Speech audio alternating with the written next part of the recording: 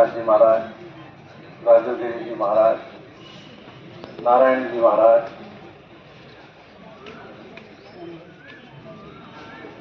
भैरवनाथ जी महाराज और विराजमान बाबूनाथ जी महाराज,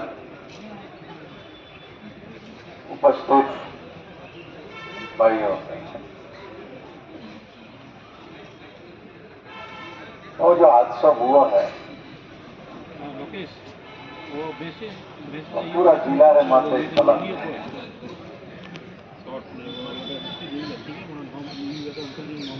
जन आदमी खुदरी पूरी जिंदगी मन को रे हारू धरावा रे हारू पूरी जिंदगी सरल त्याग मूर्ति और उनका इस सेवा के पुनीत यज्ञ में जिन्होंने पूरी जिंदगी साथ दिया, उनका खून करते हुए लोगों को शर्म नहीं है, लज्जा नहीं है, इंसानियत खत्म हो गई। ये नहीं सोचा कि इस महिला के पति ने कितने लोगों को जिंदगी दी है। आप और हम सब तो इस बात के गवाह हैं, कैसे कीड़े पड़े हुए लोग आते थे, बड़े बड़े पैसे वाले सरकारी अस्पतालों में डॉक्टर मना कर देता था कि अब ले जाओ और सेवा करो, अब इनके कोई इलाज संभव नहीं। महीनों महीनों वो टोन जी महाराज के पास रहे, 2-2 साल रहे और उनको बीमारियों से मुक्त करके भाग दिया। हमसे वो श्रेष्ठ आत्मा थी। इसी जीवन में उनका नया जन्म हुआ। ये टोन जी महाराज या पीताम्बर दास उनका नाम नहीं था, ये नया नाम मिला। पुराना नाम खत्म हो गया। कितनी करुणा मन में थी। अकाल पड़ता था, गायों के चारे के लिए क्या उन्होंने व्यवस्था का प्रयत्न नहीं किया।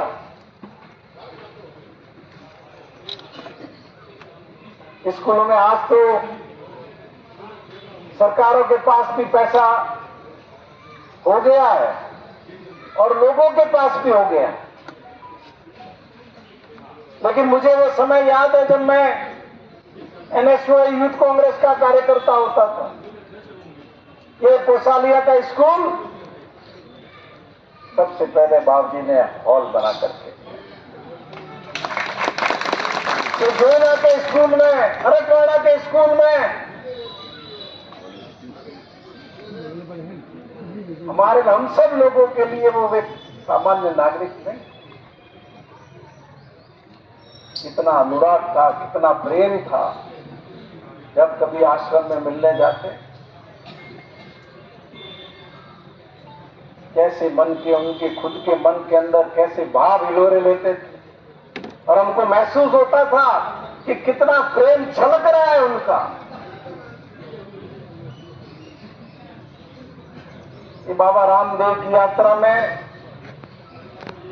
भंडारों शुरू हुए, मुझे अच्छे से याद है। शिवलिंग में सबसे पहला 1998 में भंडारा लगा।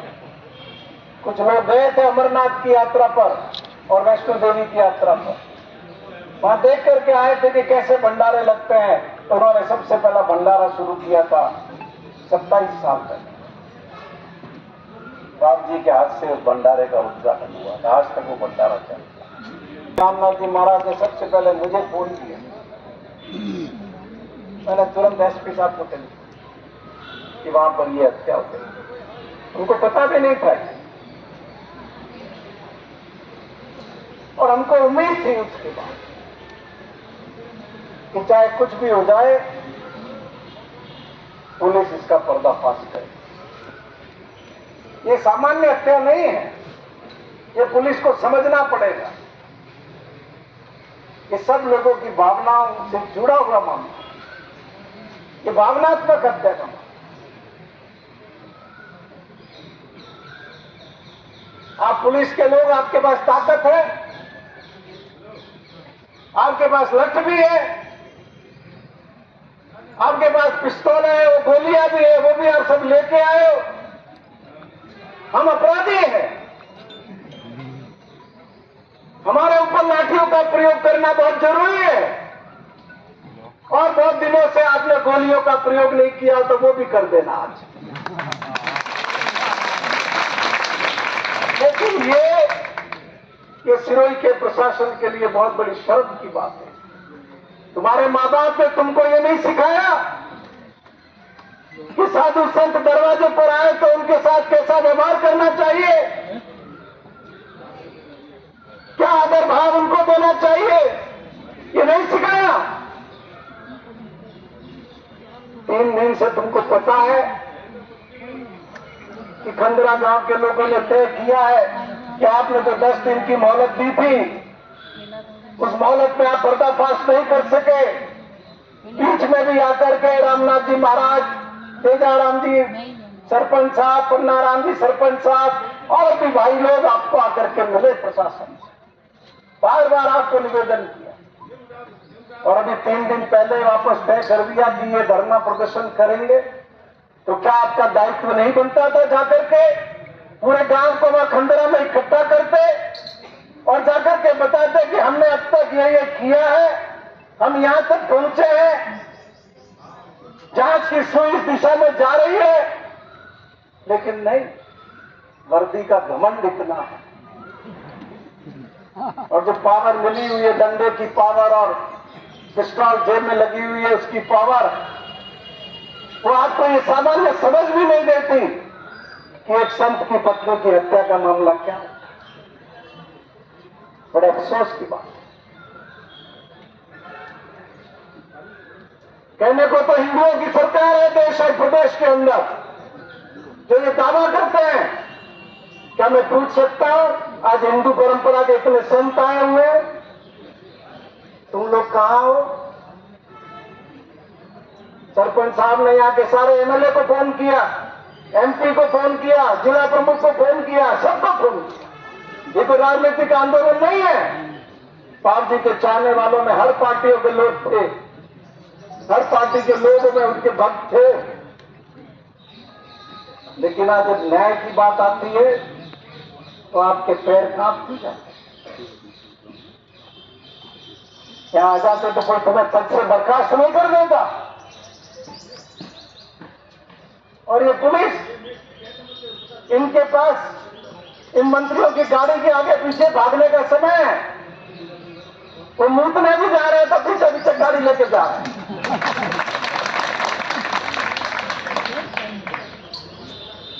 अरे ये तुम्हें तनख्वाह मिलती है, ये जो प्रजा टैक्स भरती है, 64 तरह के टैक्स, बीड़ी पीती है उस पर भी टैक्स भरती है, पेट्रोल भराती है उस पर भी टैक्स भरती है, चाय पीती है उस पर भी टैक्स भरती है, स्कूल के बच्चों की कॉपियां खरीदती है उस पर भी टैक्स भरती है, और उस टैक्स के पैसों से तुमको तनख्वाह मिलती है जो तुम्हारे जेल में होना। हम कोई कानून तोड़ने वाले लोग नहीं, हम कानून का सम्मान करने वाले और प्रशासन का भी सम्मान करने वाले। लेकिन कई बार ऐसी परिस्थितियां बनती है जब आपको अपनी समझ दिखानी चाहिए। हर आंदोलन राजनीतिक आंदोलन नहीं होता है कि कल तुमने औसत 2-3 दिन पहले कोटा के अंदर जब प्रदर्शन हुआ पेपर लीक को लेकर के, तो तुमने मुकदमे दर्ज कर दिए। यहां तो मुकदमों से भी फर्क नहीं पड़ता, फ्री है, करोगे तो चल के बैठ जाएंगे। लेकिन आने वाले समय में तुमको प्रशासन चलाना मुश्किल, पर्दाफाश तो आपको करना ही पड़ेगा। और जो लोग सत्ता के बल पर गलत कर रहे हैं उनके तो हाल पता ही है आपको क्या होगा। और जिन्होंने इन गलत लोगों पर भरोसा किया वो भी भुगत रहे हैं। क्या हुआ? एक के बाद 3 रेल एक्सीडेंट हो गए, बच्चे खेलने गए वहां जल के भस्म हो गए, नए नए पुलिये बने वो पुलिये गिर गए, एयरपोर्ट बने नए नए वो एयरपोर्ट गिर गए। ये सब भगवान दिखा रहा है, आप और हम नहीं दिखा। से हम यहाँ के प्रशासन से अनुरोध करते हैं कि वो अपनी हठगर्मिता छोड़े और ये जो पावर है, कुर्सी की पावर, वर्दी की पावर, ये हम साधारण लोगों को नहीं दिखाए। ये पावर आपको दी हुई है गुंडों को दिखाने के, पावर दी हुई है बदमाशों को दिखाने, ये पावर आपको दी है हत्यारों को पकड़ने के लिए, हमको दिखाने के लिए नहीं। अब बताओ, आप ये गेट बंद कर, तुम्हारे बाप की बारात आ रही है, बंद करो।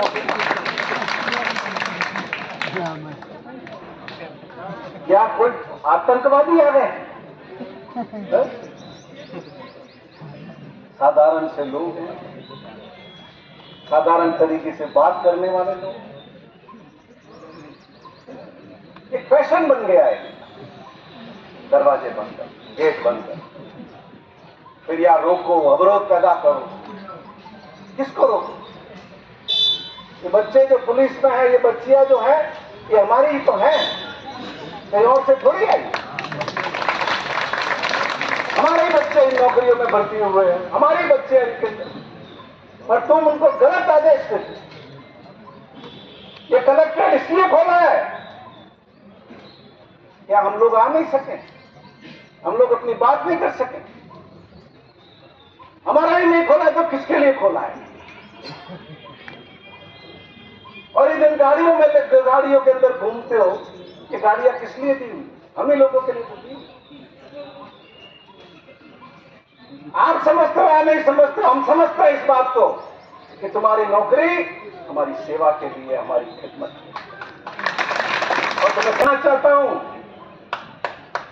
जो मौकों पर लिफाफे के लेने तो तैयार हो जाते हैं और ऐसे संघर्ष में आने से मुंह चुराते हैं।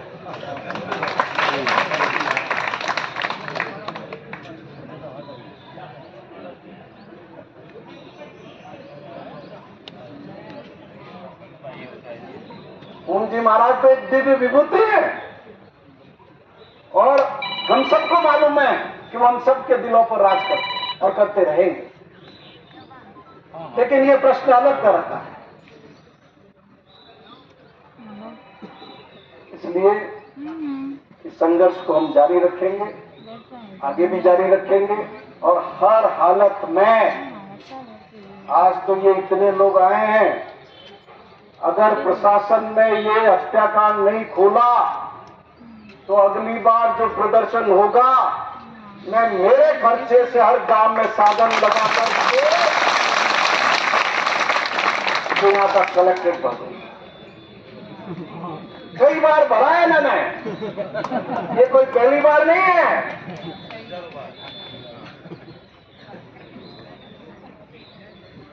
क्योंकि मैं फिर कहता हूं कि हमारे दिल से जुड़ा हुआ कि राजनीतिक मामला नहीं है।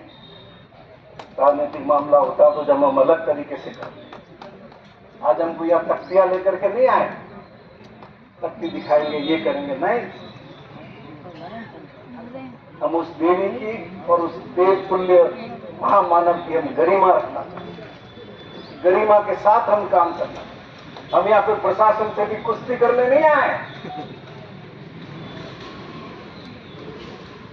या कोई जंग करने नहीं आए, हम सिर्फ फरियाद लेकर के आए, हमारी दिल की पीड़ा रखने के लिए आए कि 2.5 महीने हो गए एक महामानव की पत्नी की हत्या हुए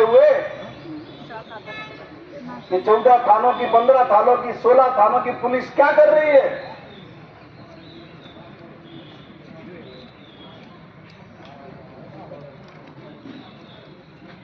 बेटी वाला फुटे जय तो धाता रहो, मैं ढाई अन्य कोई रोके नहीं है बोलना।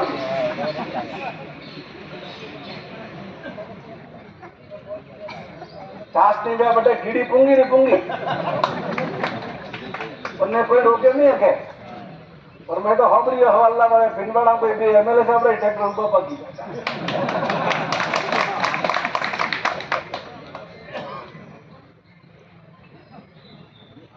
तो आप सबके माध्यम से स्थानीय प्रशासन से हम विनती करते हैं कि वो इसको खोले और जो भी कार्रवाई अब तक हुई है उसकी जानकारी सारे भक्तों को दें, जिससे एक मन में तसल्ली हो सके कि केस किस दिशा में बढ़ रहा है और कब तक इस केस के खुलने की उम्मीद है। और जो भी भ्रांतियां पुलिस के स्टेप्स के कारण पैदा हुई, क्या है मर्जी वे दिन उठा मिल मर्जी वे दिन इंट्रोगेट करे ऊटे बन्नी मोंदोड़ी कह रही निकले देखो वापस जाओ।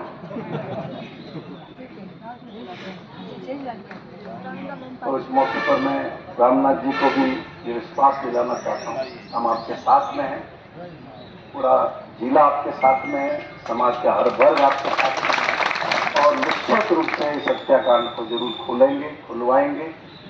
सरपंच साहब को भी बहुत धन्यवाद देता हूँ। धन्यवाद। जय